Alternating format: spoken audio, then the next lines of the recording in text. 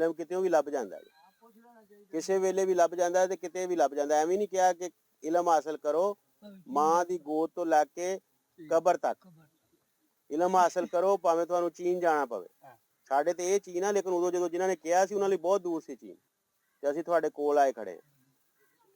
ਪਿਆਜ਼ ਨੂੰ ਅਗਰ ਤੁਸੀਂ ਲਾ ਲਿਆ, ਪਹਿਲਾ ਕੰਮ ਇਹ ਹੁੰਦਾ ਕਿ ਤੁਸੀਂ ਨਾਈਟ੍ਰੋਫਾਸ ਜਿਹੜੀ 23 ਆ ਉਹਦੀ ਇੱਕ ਬੋਰੀ ਸੱਟੋ, ਖੇਲੀਆਂ ਕੱਢ ਦਿਓ। ਪਨੀਰੀ ਲਾ ਕੇ ਅੱਛਾ ਉਹ ਇੱਕ ਬੋਰੀ ਪਾ ਕੇ ਤੁਸੀਂ ਖੇਲੀਆਂ ਕੱਢ ਦੇਣੀਆਂ। ਖੇਲੀਆਂ ਕੱਢ ਕੇ ਤੁਸੀਂ ਪਿਆਜ਼ ਲਾ ਦਿੱਤਾ। ਫਿਰ ਜਿਹੜਾ ਪਹਿਲਾ ਪਾਣੀ ਲਾਣਾ ਨਾ, ਉਹਦੇ ਵਿੱਚ 2 ਕਿਲੋ ਸਲਫਰ ਲੋੜਨਾ ਹੈ, ਤੇ ਅੱਧੀ ਬੋਤਲ ਜਿਹੜੀ ਆ ਨਾ ਇਹ ਡੁਆਲ ਗੋਲਡ ਵਾਲੀ ਜਿਹੜੀ ਜ਼ਹਿਰ ਹੈ ਐਸ ਮਟੈਲਾ ਕਲੋਰ, ਇਹ ਸਾਡੀ ਵੀ ਹੈਗੀ ਆ ਸੰਜੰਟਾ ਦੀ ਡੁਆਲ ਗੋਲਡ।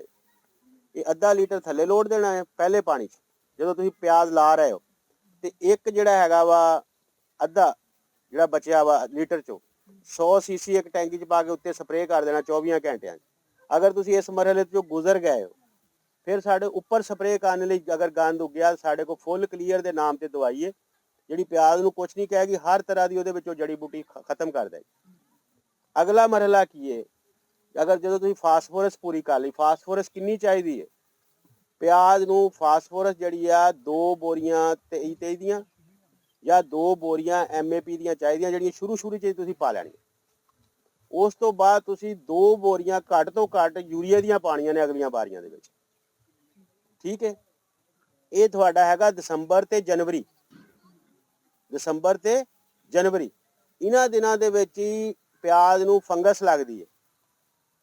ਤੁਸੀਂ ਹਫਤੇ 10 ਦਿਨ ਦੇ ਬਾਅਦ ਇਹਨੂੰ ਫੰਗਸ ਦਾ ਸਪਰੇਅ ਕਰਦੇ ਰਹਿਣਾ। ਫੰਗਸ ਕੀ ਕਰਦੀ ਹੈ? ਤੁਹਾਡੀ ਜਿਹੜੀ ਪਿਆਜ਼ ਦੀ ਭੂਖ ਹੁੰਦੀ ਹੈ ਨਾ, ਉਹਨੂੰ ਡੇਗਦੀ ਹੈ ਥੱਲੇ, ਠੀਕ ਹੈ। ਦੂਸਰਾ ਉਹਦੀਆਂ ਕਿਨਾਰੀਆਂ ਨੂੰ ਬੂਰਾ ਕਰ ਦਿੰਦੀ ਹੈ, ਉਹਦੇ ਉੱਤੇ ਕਾਲੇ ਧੱਬੇ ਬਣਾ ਦਿੰਦੀ ਆ। ਇਸ ਤਰ੍ਹਾਂ ਦੇ 2-3 ਉਹਦੇ ਨਿਸ਼ਾਨੀਆਂ ਨੇ, ਲੇਕਿਨ ਤੁਸੀਂ ਆਉਣ ਤੋਂ ਪਹਿਲੇ ਹੀ ਕਰ ਦੇਣੇ ਸਪਰੇਅ। 3 ਤੋਂ 4 ਸਪਰੇਅ ਕਰਨੇ ਨੇ, ਜਿਹੜੇ ਕੁੱਲ ਮਿਲਾ ਕੇ 2000 ਦੇ ਵੀ ਨਹੀਂ ਹੋਣੇ। ਇਹ ਦਸੰਬਰ ਤੇ ਜਨਵਰੀ 'ਚ ਕਰਨੇ ਨੇ, ਤੁਸੀਂ ਇਹ ਕਰਦੇ ਰਹਿਣਾ ਨੇ। ਫਿਰ ਆ ਜਾਣੀ ਹੈ ਫਰਵਰੀ। ਹੁਣ ਤੁਹਾਡਾ ਯੂਰੀਆ ਵੀ ਮੁਕੰਮਲ ਹੈ, ਫਾਸਫੋਰਸ ਤੁਸੀਂ ਸ਼ੁਰੂ 'ਚ ਦੇ ਲਈਏ, ਹੁਣ ਤੁਸੀਂ ਪੋਟਾਸ਼ ਪਾਣੀ ਸ਼ੁਰੂ ਕਰਨੀ ਹੈ। ਹੁਣ ਤੁਹਾਡੀ ਭੂਖ ਤੁਸੀਂ ਬਿਮਾਰੀ ਤੋਂ ਬਚਾ ਕੇ ਉਹ ਬਿਲਕੁਲ ਉਹਨੂੰ ਸਹੀ ਰੱਖਿਆ ਆ, ਠੀਕ ਹੈ। ਉਹੀ ਤੁਹਾਡਾ ਪਿਆਜ਼ ਹੈ ਅਸਲ। ਹੁਣ ਉਹਨੂੰ ਉਸ ਭੂਖ ਨੂੰ ਉਹਨੂੰ ਪਿਆਜ਼ ਦੇ ਵਿੱਚ ਕਨਵਰਟ ਕਰਨਾ ਹੈ, ਉਹਦੇ ਵਿੱਚ ਥੱਲੇ ਜਿਹੜਾ ਬਲਬ ਬਣਿਆ ਆ ਉਹਨੂੰ ਬੜਾ ਕਰਨਾ। ਉਹ ਭੂਖ ਨੂੰ ਬਚਾ ਕੇ ਰੱਖੋਗੇ ਬਿਮਾਰੀਆਂ ਤੋਂ, ਤੇ ਉਹਨੇ ਬਣਾਉਣਾ ਹੈ, ਠੀਕ ਹੈ। ਹੁਣ ਤੁਸੀਂ ਕੀ ਕਰਨਾ, ਉਹ ਇਹਨਾਂ ਵਕਤ ਤੇ ਤੁਸੀਂ ਪੋਟਾਸ਼ ਸ਼ੁਰੂ ਕਰ ਦੇਣੀ ਹੈ। ਹਰ ਪਾਣੀ ਦੇ ਨਾਲ 5 ਲੀਟਰ ਪੋਟਾਸ਼ ਪਾਈ ਜਾਣੀ ਹੈ, ਹਰ ਪਾਣੀ ਦੇ ਨਾਲ ਏਕੜ 'ਚ, ਠੀਕ ਹੈ। ਇਹ ਫਰਵਰੀ ਹੈ। ਉੱਪਰ ਥ੍ਰਿਪਸ ਲੱਗਦਾ ਹੈ ਇਹਨੂੰ, ਜਦੋਂ ਗਰਮੀ ਆਉਂਦੀ ਹੈ ਨਾ ਜੀ, ਦਰਮਿਆਨ ਵਾਲੀ ਜਿਹੜੀ ਬਿਲਕੁਲ ਦਰਮਿਆਨ ਵਾਲੀ ਤੁਹਾਡੀ ਹੁੰਦੀ ਹੈ ਨਾ ਭੂਖ, ਉਹਦੇ ਉੱਤੇ ਥ੍ਰਿਪਸ ਦਾ ਹਮਲਾ ਹੁੰਦਾ ਹੈ। ਬੂਰੇ ਰੰਗ ਦੀ ਕੀੜੀ ਹੁੰਦੀ ਹੈ ਜਿਹੜੀ ਕਪਾਹ ਤੇ ਵੀ ਲੱਗਦੀ ਹੈ, ਠੀਕ ਹੈ। ਉਹ ਸਾਡੀ ਸਪਰੇਅ ਹੈਗੀ ਲਾਈਕੀ ਦੇ ਨਾਮ ਤੇ। ਇੱਕ ਸਪਰੇਅ ਉਹਦਾ ਕਰ ਦੇਣਾ, ਇੱਕ ਪੋਲਟਰੀਨ ਸੀ ਵਾਲੀ ਜ਼ਹਿਰ ਜਿਹੜੀ ਹੈ ਉਹ ਵੀ ਸਾਡੇ ਕੋਲ ਹੁੰਦੀ ਹੈ, ਪਰਫੀਨੋਫਾਸ ਪਲੱਸ ਸਾਈਪਰ, ਇੱਕ ਸਪਰੇਅ ਉਹਦਾ ਕਰ ਦੇਣਾ। ਉਹਦੇ ਨਾਲ ਤੁਹਾਨੂੰ ਥ੍ਰਿਪਸ ਨਹੀਂ ਲੱਗੇਗੀ। ਪੋਟਾਸ਼ ਦੇ ਨਾਲ ਜਿਹੜੀ ਭੂਖ ਹੈਗੀ ਆ ਉਹ ਸਾਰੀ ਦੀ ਸਾਰੀ ਕਨਵਰਟ ਹੋ ਜਾਏਗੀ ਬਲਬ ਦੇ ਵਿੱਚ, ਪਿਆਜ਼ ਦੇ ਅੰਦਰ।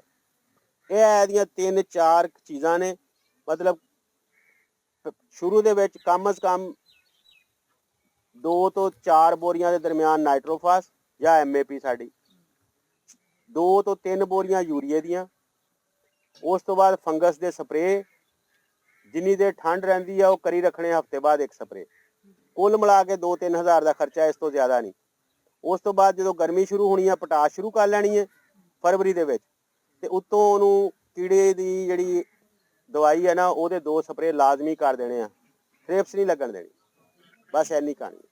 700 ਮਣ ਪੈਦਾਵਾਰ, ਹੁਣੇ ਫੋਨ ਬਣਾ ਦੇਣਾ। 3 ਸਾਲ ਤੋਂ 700 ਮਣ ਪੈਦਾਵਾਰ ਸ਼ੇਖ ਅਬਦੁੱਲਾ ਲੈ ਰਿਹਾ। 9 ਤੋਂ 10 ਏਕੜ ਦੀ ਕਾਸ਼ ਹੁੰਦੀ ਆ।